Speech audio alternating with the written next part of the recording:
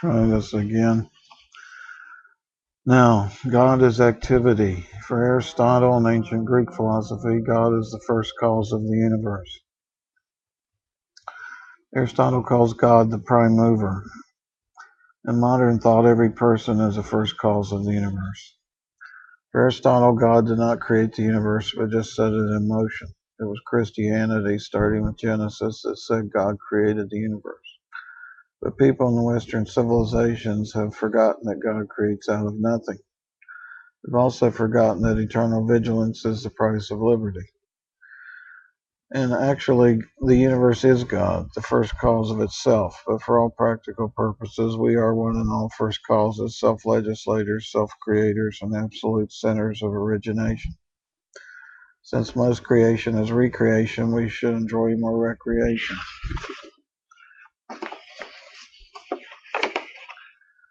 The metaphysical foundation of the universe is instantaneous bits of existence, also known as flashes of force, instantaneous activity, spontaneous energy, flashes of energy that is inconceivably fast flowing, like lightning flashes, or fulgurations of energy.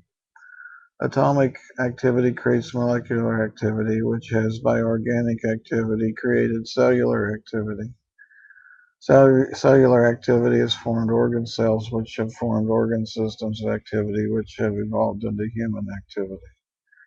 Human activity includes metabolic activity, reproductive activity, and by wise choices, evolutionary activity. A marriage should be a rallying towards a higher level of civilization. We have thus moved from cause to community, and so from a subjective approach to biology to the political arena.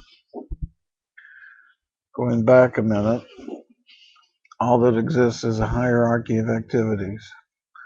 From subatomic activity to atomic activity, we can find regular patterns of atomic activities in a periodic table of elements. And in that periodic table, you have regular patterns which you can use to predict and control reactions in chemistry. In Western thought, God created the universe at the beginning of time.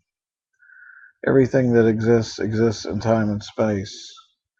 In Western philosophy, God is put outside of time or at the beginning of time, so that he is considered to be unchanging or eternal.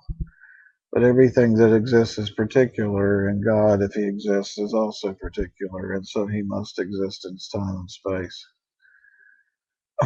Anything that exists in time is changing or aging. Since time is a measure of change, so God must be changing or aging too.